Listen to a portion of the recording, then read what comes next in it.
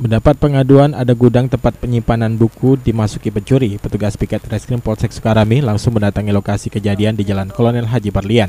Saat petugas bersama dengan pemilik gudang Johan datang, kondisi pintu gudang sudah rusak.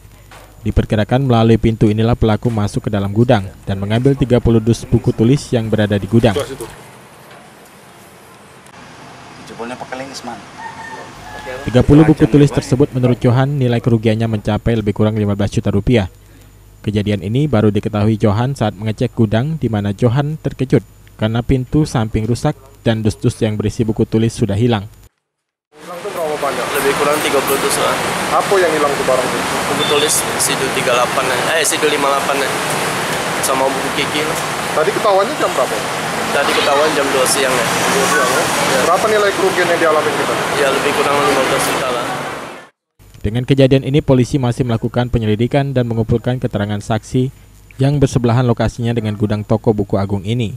Ada dugaan pelaku melakukan aksinya dengan mobil saat Minggu malam dengan kondisi Palembang yang diguyur hujan lebat. Firman Hidayat, PAL TV.